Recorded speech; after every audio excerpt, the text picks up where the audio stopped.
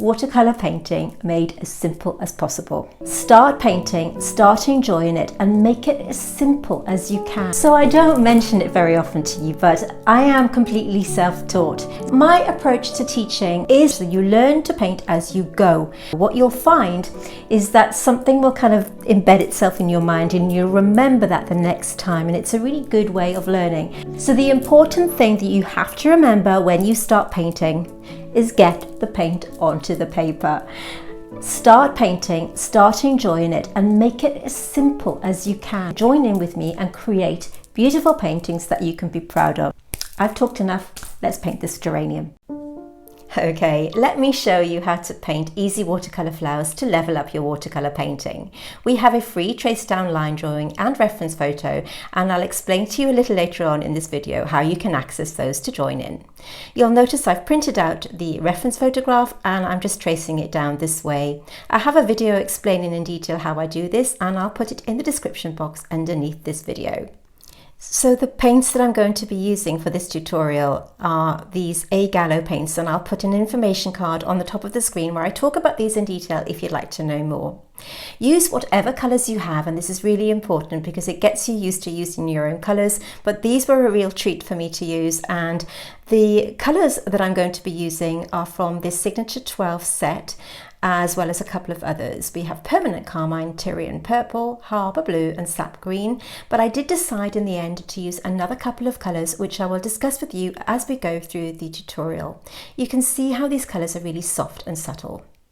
The brushes I'm using are mostly from Rosemary & Co, and these are my absolute favourite go-to brushes. These are spotters which have a really short bristle and therefore make the paint application a lot easier, and I'll link them in the description underneath this video along with all the other equipment that I'm using today. So I have my drawing done, my water and my kitchen towel to pat my brushes, and we are good to go. So watercolour is all about working from light to dark, and we build up the colours slowly and gradually. Now what I really love about this painting tutorial, this geranium has a kind of really delicate subtle changes in hue, and this is a really good way if you're starting out watercolour painting to see how they sort of switch and how you can really level up your observational skills as well. So to begin with, I'm mixing Permanent Carmine with Harbour Blue to create this kind of grey tone. If you don't have these colours, you could use something like Permanent Rose with maybe Payne's Grey, but have a look in your palette to see if you've got anything similar, which I'm sure you do. So I'm using the wet on dry technique here, applying this paint very carefully to the paper within the pencil lines like this, using the tip of my spotter brush. Now I use spotter brushes in a similar way to that of a felt tip pen, rather like I'm colouring in. It makes me have complete control over the paint application and therefore make it a lot easier. So stress-free painting. So the paper that I'm using is mixed media paper, and I've spoken about this a lot in my tutorials because I really think it helps blending paint a lot easier, particularly if you're new to painting. I ought to mention, if you are new to watercolour painting, please watch this video all the way through so that you can see how it all unfolds as we work through stage by stage. Now I'm applying this kind of grey tone colour to the areas where I think it has this kind of subtly grey hue, paying close attention to my reference photograph. Reference photograph and line drawing can be accessed through our Facebook group. I'll put details in the description box underneath this video so that you can join us there. We are a lovely fast growing community, and you can have access to all the line drawings and the reference photographs for the tutorials, and you can post your finished work up for critique if you want to. So I've mixed a really watery mix of Permanent Carmine here, and you can see how I'm applying it to the petals like this. Just applying the paint straight onto the paper, right up to that pencil line. I'm cleaning my brush and patting it onto the kitchen roll so that it is just damp, and then just wiggling it onto that paint and blending it into the paper like this so that it has a really soft natural blur. And I'll continue to do this for all of the other petals.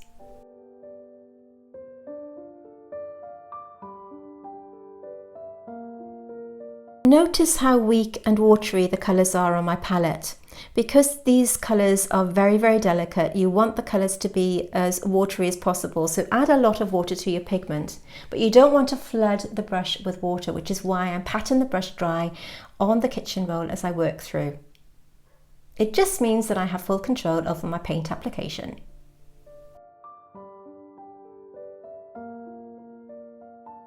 So as I said a little earlier on, if you don't have permanent carmine and harbour blue, use a kind of pinky red tone that you may have and a grey tone. We kind of all have Payne's grey or an indigo, something like that, as long as they're watered down a lot.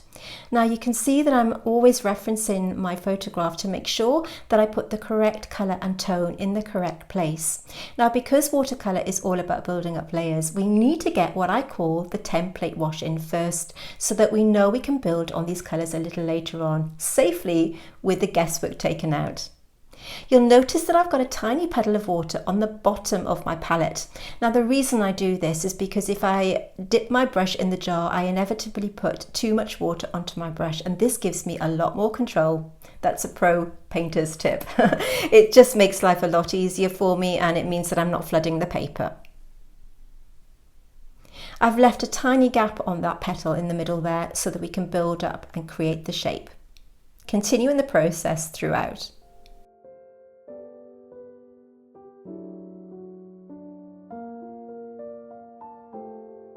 You can see that I'm picking up the tiniest amount of pigment from my palette here, constantly mixing it in with a tiny bit of water and building these up slowly.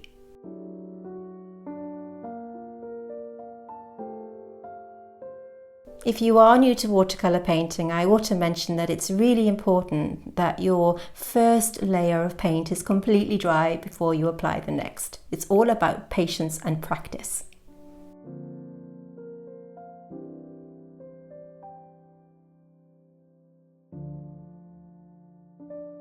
So you can see I'm patting my brush on the kitchen towel again, and this is what I will do throughout the tutorial and every time I paint, just to make sure, as I said earlier, that the correct amount of water and pigment are on the brush. I don't want to flood these tiny little areas with paint. So I'm just looking at the subtle differences in tone and hue as I paint through. So next we will add some green. Now this will add a pop of colour, but more importantly, by adding the green next, it will help us evaluate the depth of colour needed for the subtle changes in the tones of the colours of the flowers. So this will just help us assess the different colours later on. So this is sap green, and I'm mixing it with a tiny bit of the permanent carmine to create that kind of reddy purpley colour that we have on the base of some of these stems of the little flowers here. So I'll just mix these two together and dip in between these two mixes on my palette.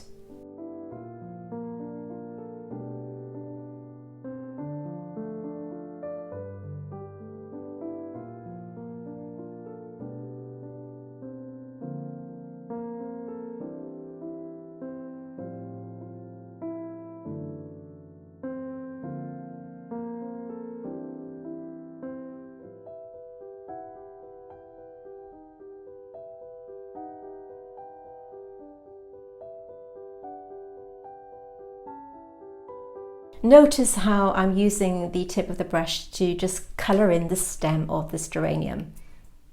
It does make painting really, really easy.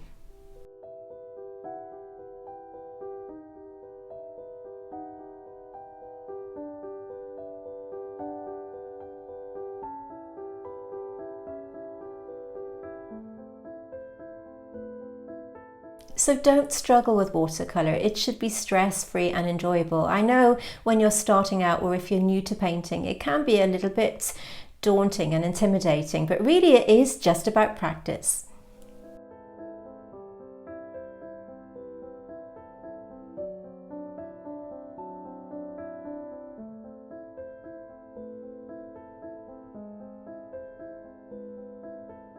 So all I'm doing here is continuing the process as I've done earlier on. Nothing new and nothing fancy, just working through bit by bit and picking up those tiny little bit of pigments that I've mixed on my palette with a lot of water.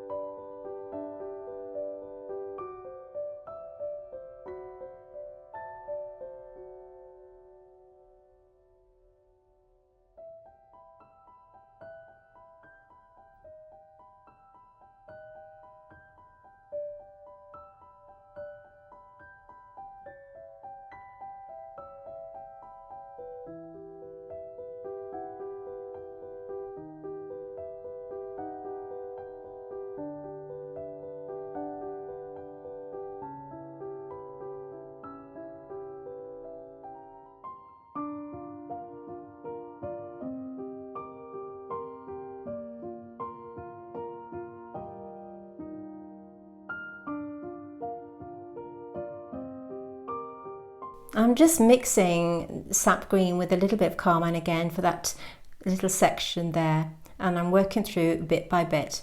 Once again, just adding a tiny bit of water to my palette and mixing the same mix as beginning. So we have Harbour Blue with carmine to a slightly darker consistency, which means that I just added a little less water, and I'm painting in the little overlap that you can see on these tiny little flowers here to create the illusion of the light shining through. This is a really simple thing to do, but really effective. So just dipping in and out of those colours again. And blending in once more with a damp brush.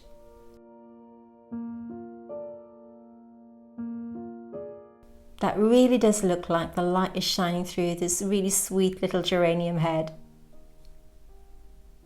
By the way, if you are enjoying this video, then do hit that like button. It really helps to support me more than you know. You may also want to consider subscribing to my channel if you haven't already, because it means that you won't miss out on future tutorials. I release new video tutorials every single Tuesday, and it'll be great to have you here with us.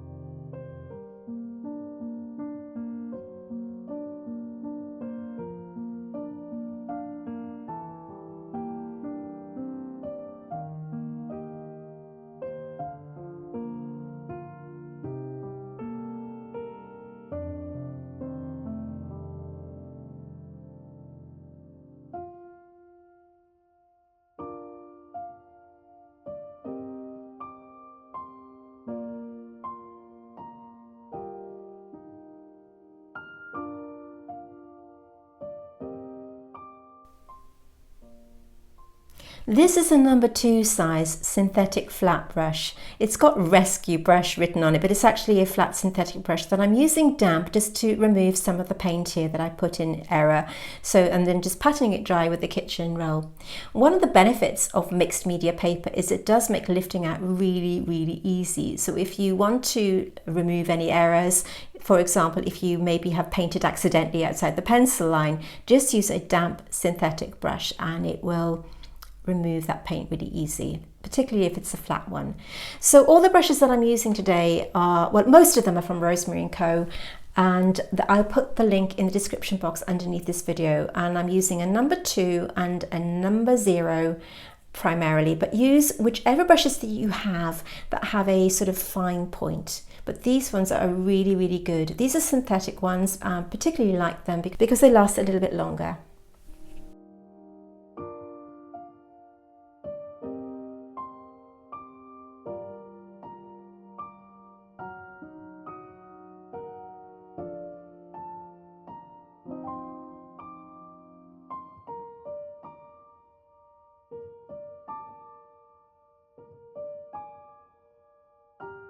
So now that everything is dry, we can really start to build up the subtle changes within these flowers. I've another mix here of permanent carmine on my palette, and you can see how I'm applying it to the pencil line like this, but I'm not taking the paint all the way over the petal. I'm just painting it to the outside edge and then just softening it through like this. We can still see this subtle pink colour that we've put underneath, and yet this now adds a little bit more drama and depth, giving it a bit of tonal variation. And I'll continue this process for all of the other petals.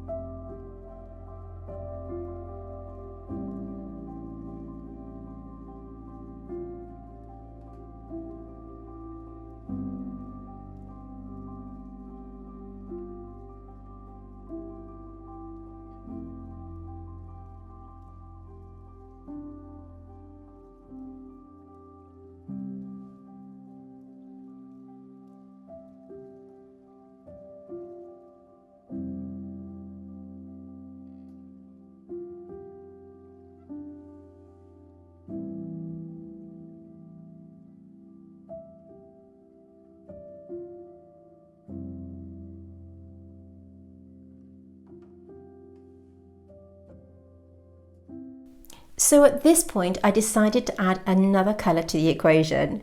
I'm using a Gallows quinacridone red gold, but if you have something like a burnt sienna, that would work just as well. You want it to be a sort of like a goldy brown tone here, and you can see how I'm going to just add a tiny bit to that area that I painted in earlier, and this will eventually become the base for our stamen.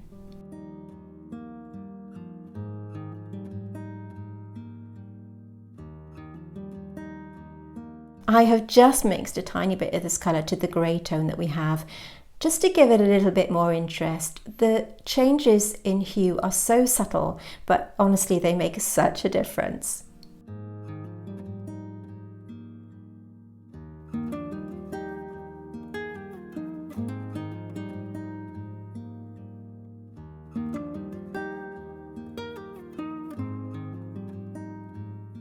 So you can see how I'm applying the paint by just wiggling the brush into the smaller areas, and that gives you control once again.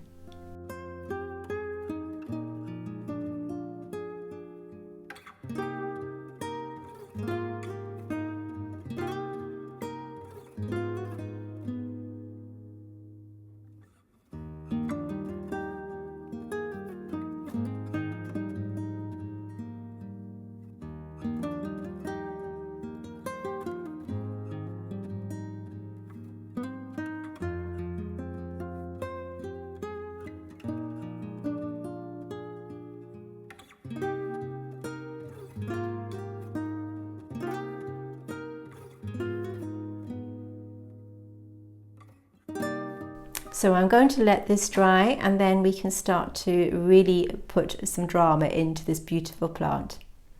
So I've cleaned down my palette, and we're going back to this quinacridone red gold colour here, and just mixing it to a kind of mid-tone consistency and a more watery consistency, adding a little bit of carmine as well. Now this is a good time for me to mention that we have a Patreon site. We have a few different membership tiers there with various rewards to fit your budget, and if you want to level up your watercolor painting with botanicals, it's a great way for you to support my channel. So I'll put the link in the description box underneath this video if you'd like to take a look. So now that we have these slightly thicker mixes of the paint here, we can start to really sharpen up any edges that may be a little bit untidy to give them a little bit more definition. So I'm dipping between the lighter and the darker tones here. So the lighter tone simply means that we have a little bit more water with a tiny bit of carmine, just to make it slightly different from the quinacridone red gold that's sitting there on its own. But remember, if you don't have these colours, quinacridone red gold can be replaced by something like a burnt sienna or any kind of reddy gold colour that you may have. I think even quinacridone gold would probably work. But just look to see what you have within your palette. You can see me apply this colour in a sort of thicker consistency to the stamen. Now at this point the paint has to be slightly thicker because you won't have the control of the paint that you need painting smaller areas. So make sure that you don't have too much water on your brush, and you can see yet again that I'm using that kitchen towel just to pat my brush dry so that I have the correct amount of paint on the tip of my brush to apply to the smaller areas like this.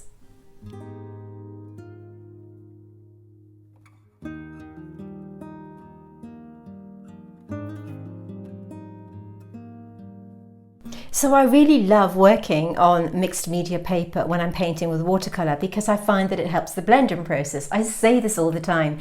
So if you have a favourite sort of go-to paper that you enjoy painting on with watercolour, drop it in the comments below because I'd really like to know what your favourite type of paper is. We all have our kind of favourites that we enjoy painting on, and this is one of mine, along with my second favourite, which is a cold press watercolour paper. Okay, let's carry on with the painting. So we're going back to permanent carmine here, and I've mixed a tiny bit of water with it to make it back to the watery mix here, with a tiny bit of quinacridone red gold. And you can see once again I'm blending this in with my spotter brush to give it that soft blurred edge.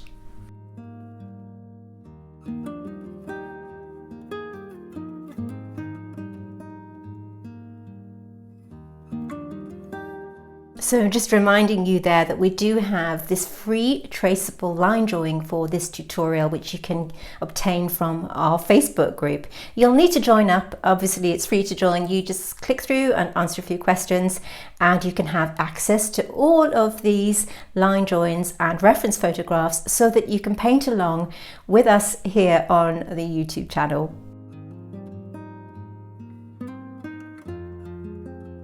So once again, you can see that I've got this tiny puddle of water at the bottom of my palette, which I'm using to clean my brush in rather than the jar. As I've said earlier, it just means that I have the correct amount of paint, the correct amount of water on my brush. So I'm adding pigment as I find necessary, looking at my reference photograph continually as I go through. It's up to you if you paint. If you want to print out the reference photograph, I actually work from my iPad, so I have the image on my iPad as I'm working. That way I can zoom in on any areas, but if you want to just print it out, that works just as well.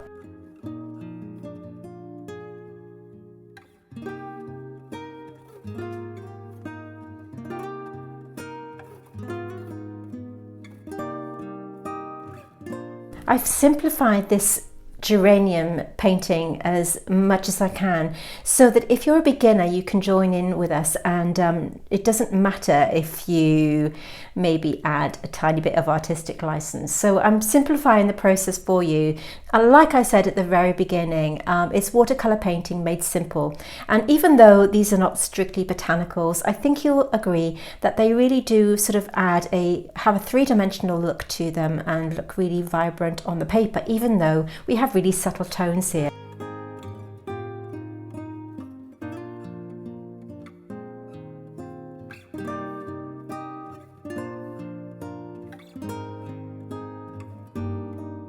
So you could see me there mixing carmine with a little bit of harbour blue, so you could use Payne's grey, to a sort of browny consistency. I've also added a tiny bit of the quinacridone red gold. So anything that will give you a kind of brownish tone here, just to enhance the already bright colours that we've put in. So this will just add a little bit more definition to the base.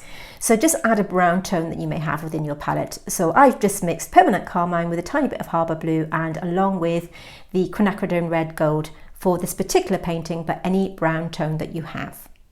Once again, blending through with your damp brush.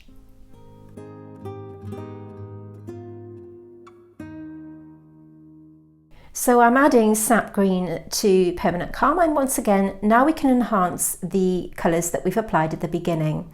So as I said earlier on, when we start to put the colours onto the paper, it starts to form our template wash, which means that we can then build on the colours later, slowly knowing where to put the paint. I've added another colour to the mix here. This one is Azo Yellow Gold, once again from A Gallo, but if you have any yellow colour, such as maybe a cadmium yellow or cadmium yellow pale, or even transparent yellow, that would work just as well. Any yellow tone. I just felt that the sap green on its own wasn't quite bright enough, and I've just used the Azo Yellow Gold to add a little bit of sort of more of a greeny yellow tone.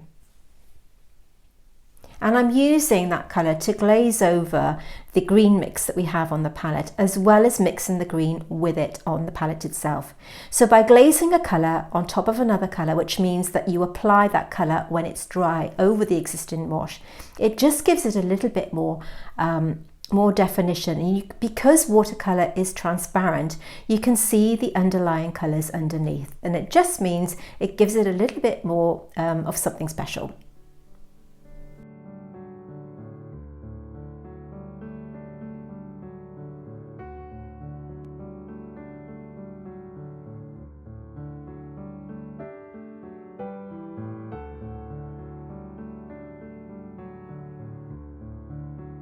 So I'm just using a damp brush once more to blend these colours together. I'm picking up the most tiniest amount of paint on the tip of my brush here to enhance the areas that I've now painted in. Adding a little bit of shadow, a little bit of darkness here and there with the mix that I have on my palette.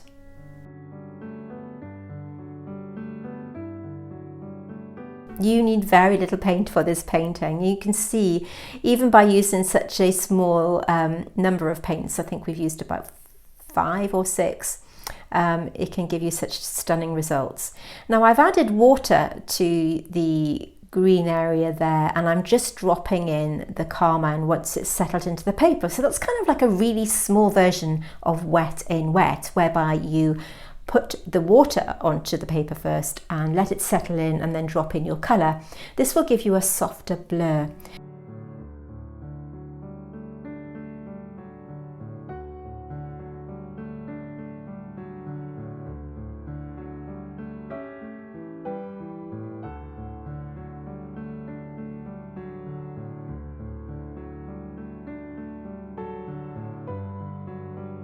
Now that the paint has dried slightly on my palette, so we have the carmine with quinacridone red gold here, I'm using the tip of my brush to sharpen up the stamen like this.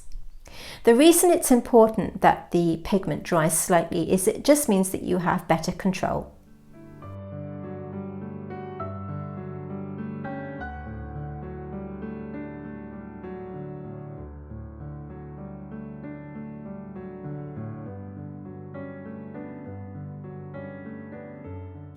So this is something I do quite a lot when I'm painting. I just use plain water without any pigment in it to just merge the colours gently together. So we're doing what is known as a plain water glaze. This just gently merges all the colours together and takes away any hard edges that you may have. But use a gentle touch and make sure that your paint is dry before you do this, otherwise all your colours will merge together. Just a light touch on dry paint. I'm just using the wet in wet approach here on this tiny little bud by putting the water on and then just dropping in the pigment.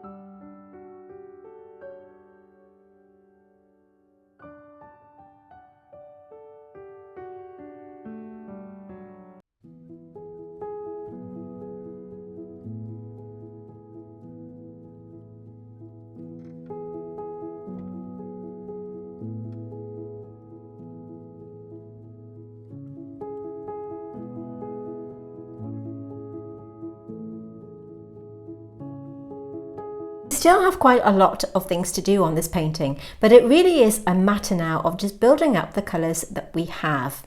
So I'm going to stop talking for a while, let you listen to some soothing music while I paint, and I'll speak to you in a little while.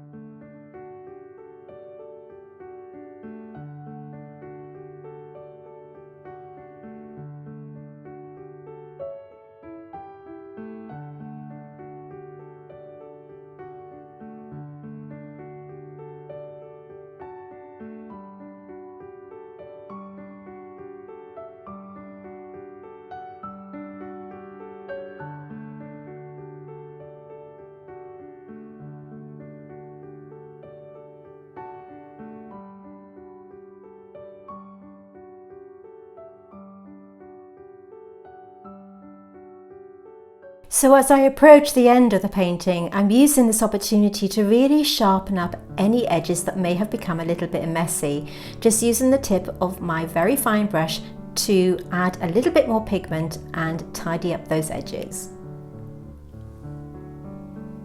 until we reach completion.